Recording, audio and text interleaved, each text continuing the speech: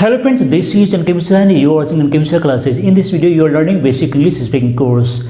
Very simple and very important structures are being told and you will learn how to speak English fluently. But today I am telling you some tips and you can speak English fluently, and that is you need to develop the habit of writing one page daily in English.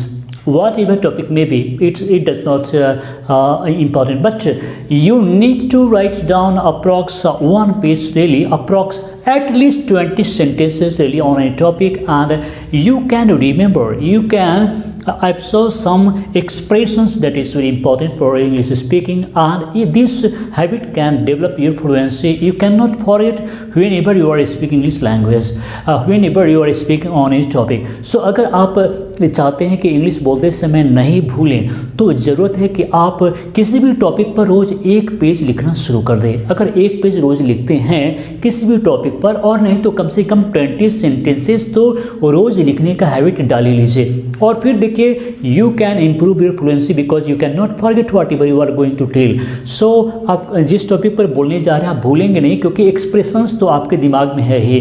कई बार आप express नहीं कर पाते हैं इन बातों को, कैसे हम बोलें, कैसे एक्सप्रेस करें. तो ये अगर आप लिखना शुरू कर देंगे तो डेफिनेटली बहुत ही ज़्यादा आपके लिए लाभकारी होगा, इंस्ट्रूमेंटल होगा. तो ज़रूरी है कि आज से आप राइटिंग शुरू कर दें, एक पेज डेली किसी टॉपिक पर लिखें. और इस वीडियो के लास्ट में हम आपसे क्वेश्चन भी करेंगे, इसलिए ज़रूरी है कि इस वीडियो को एक एक पॉइंट को सही से समझने का प्रयास करेंगे ताकि आप सही से जवाब दे पाएंगे. तो चलिए, आगे बढ़ने से पहले आप इस वीडियो को लाइक कर लीजिए. अगर पहली बार इस चैनल पर आए हैं तो इस चैनल को सब्सक्राइब कर लीजिए और बेल आइकन जरूर दबाइए. तो चलिए शुरू करते हैं. तो चलिए देख लेते हैं. और सबसे पहले है आई लाइक द वे. तो सिंपल चीज़ समझना है कि द वे मीन्स क्या होगा. द वे मीन्स हम लिखते हैं तरीका. यहाँ पर जो द वे है और इसका मीनिंग लिखेंगे तरीका, ताकि आपको समझना आसान हो जाए. आई like the way you speak मतलब मुझे तुम्हारे बोलने का तरीका अच्छा लगता है. मुझे तुम्हारे बोलने का तरीका, जैसे तुम बोलते हो, यह मुझे बहुत अच्छा लगता है. आई like the way she talks और उसके बात करने का तरीका मुझे पसंद है. वो जिस प्रकार से बात करती है यह मुझे अच्छा लगता है. आई like the way she replies वह जिस प्रकार से किसी भी बातों का जवाब देती है यह तरीका मुझे अच्छा लगता है. तो अगर आपको कोई तरीका अच्छा लगता है, किसी के बात करने का तरीका अच्छा लगता है, कोई काम करने का ढंग अच्छा लगता है, तो आप बोल सकते हैं आई लाइक द वे. तो I like the way you behave जिस प्रकार से तुम बिहेव करते हो किसी व्यक्ति के साथ में, यह मुझे अच्छा लगता है. तो I like the way you behave. I like the वे के बाद में कोई भी सब्जेक्ट आएगा और उसके बाद में वर्ब आएगा. तो I like the way you react तुम किसी बात में प्रतिक्रिया करते हो, वो मुझे अच्छा लगता है. तो I like the way you react. तो ऐसे बोलेंगे. बहुत ही ज़्यादा इंपॉर्टेंट है, कन्वर्सेशन में आप इसका यूज कर सकते हैं, बहुत अच्छा लगेगा. तो चलिए, और नेक्स्ट है I am know where in. I am know where in इसका प्रयोग कैसे करेंगे. सिंपल में हम लिखते हैं मतलब नहीं है, मतलब नहीं है, लेकिन इसको समझना पड़ेगा. इसका रियल मीनिंग होता है नॉट इन्वॉल्वमेंट. नॉट इन्वॉल्वमेंट किसी भी मैटर में आपका कोई इन्वॉल्वमेंट नहीं है, संलिप्तता नहीं है. तो आप ऐसे बोल सकते हैं, जैसे I am know where in your business मुझे तुम्हारे बिजनेस से कोई मतलब नहीं है, मतलब मैं तुम्हारे बिजनेस में इन्वॉल्व नहीं हूँ. I am know where in your job मुझे तुम्हारे जॉब से कोई मतलब नहीं है. I am know where in his company मुझे उसके कंपनी से कोई मतलब नहीं है, या फिर इसका मतलब हुआ कि मैं उसके कंपनी में किसी भी तरीके से इन्वॉल्व नहीं हूँ.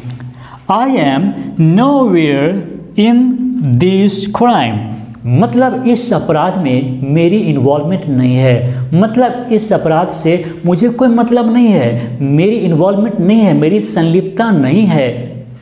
I am know where in this protest मतलब मैं इस प्रोटेस्ट में मुझे इस विरोध प्रदर्शन से कोई मतलब नहीं है, मैं इसमें कोई काम नहीं कर रहा हूँ, मैं विरोध प्रदर्शन में भाग नहीं ले रहा हूँ. तो नॉट इन्वॉल्वमेंट के लिए आप किस प्रकार से बोल सकते हैं, I am know where in your business, ऐसे बोल सकते हैं। तो चलिए अब देखते हैं आई एम ऑफ टू, और ये बहुत ही ज़्यादा इंपॉर्टेंट है। आई एम ऑफ टू, जैसे आप बोलते हैं गोइंग टू, तो उसी प्रकार ऑफ टू समझे मतलब जा रहा हूँ।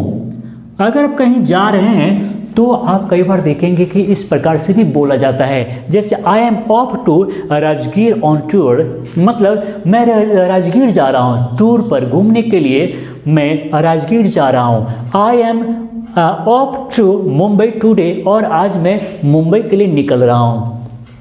I am off to my home, मैं घर के लिए निकल रहा हूँ। I am off to my office, और मैं ऑफिस के लिए जा रहा हूँ। I am off to my native village, और मैं अपनी नेटिव विलेज जा रहा हूँ जहाँ पर मेरा जन्म हुआ था, जहाँ मेरा जन्म स्थान है, मैं वहाँ जा रहा हूँ। तो ऑफ टू को याद कीजिए, सोशल मीडिया पे, फेसबुक पे कई लोग इसका यूज़ धड़ल्ले से कर रहे होते हैं, तो आप भी इसे सीख लीजिए। नेक्स्ट है I am well aware of. अब इसका मतलब क्या है, पूरी तरह अवगत होना, पूरी तरह अवगत होना। देखेंगे इसका सेंटेंस कैसे होगा, जैसे I am well aware of his untimely demise, उसका असामयिक निधन, मतलब समय से पूर्व निधन से मैं अवगत हूँ, उसका निधन हो गया है, मैं जानता हूँ। I am well aware of the स्पैट in crime, मतलब अपराध में इतनी वृद्धि हो गई है, इससे मैं अवगत हूँ। अपराध में बहुत वृद्धि हो गई है, अपराध बहुत ज़्यादा होने लगा है, इससे मैं अवगत हूँ। I am well aware of the price hike, मतलब प्राइस हाइक हो रहा है, मूल्य वृद्धि हुई है, इस मूल्य वृद्धि से मैं अवगत हूँ, मुझे पता है कि मूल्य वृद्धि हुई है, प्राइस हाइक हुई है। I am well aware of the untoward incident, अप्रिय वारदात। यहाँ पर अनटोवर्ड इंसिडेंट का मतलब है अप्रिय वारदात, कोई अप्रिय घटना हो गया है तो उससे मैं अवगत हूँ, मुझे पता है कि ऐसी घटना हुई है। I am well aware of your behaviour, और मैं तुम्हारे व्यवहार से अवगत हूँ, तुम्हारा व्यवहार कैसा है, तुम्हारा बिहेवियर कैसा है ना, मैं अवगत हूँ, मैं जानता हूँ तुम्हारे व्यवहार से। तो आप इस प्रकार से बोल सकते हैं। कितना इंपॉर्टेंट है इंग्लिश बोलने के लिए, this all are very important, you need to command all these sentences. So आप प्रयास करें इन सबको सीखा, और इसी तरीके से और भी देख लेते हैं जो, और चलिए आगे देख लेते हैं, और वो है आई एम अनअवेयर ऑफ। जैसे मैंने आपको बतलाया कि I am well aware of, उसी प्रकार अगर आप किसी बातों से, किसी घटनाओं से अवगत नहीं है, आपको पता नहीं कि घटना हुआ है, तो आप बोल सकते हैं आई एम अनअवेयर ऑफ। का मतलब क्या होगा, अनजान। आप किसी बात से अनजान हैं, आप किसी बात से अनजान हैं, आपको पता नहीं है, आप बेखबर हैं, तो आप बोलेंगे आई am unaware of this incident, मैं इस घटना से अनअवेयर हूँ, मैं इस घटना से बेखबर हूँ, अनजान हूँ, मुझे पता नहीं है। I am unaware of his death, उसकी मृत्यु हो गई, मुझे पता नहीं, मैं तो बेखबर हूँ, मुझे पता नहीं, मैं अनजान हूँ। I am unaware of this इंसिविंग पोल, का मतलब है आगामी चुनाव से मैं बेखबर हूँ। आगामी चुनाव मतलब आने वाला जो चुनाव है, इसके बारे में तो मुझे कुछ पता ही नहीं है, मैं तो जानता ही नहीं हूँ कि कब आने वाला है, कब होने वाला है। पोल, पोल मीन्स चुनाव। नेक्स्ट है I am unaware of the plight of education, शिक्षा का जो दुर्दशा है, इससे मैं अनजान था या अनजान हूँ, मुझे पता ही नहीं कि इतना खराब शिक्षा का स्तर है। नेक्स्ट है I am unaware of his arrival, और मैं उसके अराइवल से, वो आ गया ना, मुझे पता ही नहीं था, मैं अज्ञान हूँ, मैं अनजान हूँ उसके आने से। तो अराइवल का मतलब आगमन होता है किसी व्यक्ति का या फिर किसी चीज़ का। जैसे आप नेक्स्ट बोल सकते हैं I am await for, I am await for, await का मतलब है उत्सुक होना या फिर ललायित होना, किसी चीज़ को पाने के लिए ललायित होना या उत्सुक होना, इसको जुबान पर रखिए। आई एम अवेट फॉर का मतलब है उत्सुक होना, किसी बात को जानने के लिए, किसी सूचनाओं को जानने के लिए आप उत्सुक हैं, कोई काम करने के लिए आप उत्सुक हैं, तो आप बोल सकते हैं आई एम अवेट फॉर। जैसे I am await for learning English, मैं अंग्रेजी सीखने के लिए उत्सुक हूँ। I am await for this information, और यह सूचना जानने के लिए, सूचना प्राप्त करने के लिए मैं बहुत ललायित हूँ या उत्सुक हूँ। I am await for listening to the story, और मैं इस कहानी को सुनने के लिए उत्सुक हूँ या लालायित हूँ। I am await for reading the book, और मैं इस किताब को पढ़ने के लिए उत्सुक हूँ। I am await for meeting her today, और मैं उससे आज मिलने के लिए उत्सुक हूँ। तो याद क्या रखना है, और वो है अवेट फॉर, उत्सुक होना।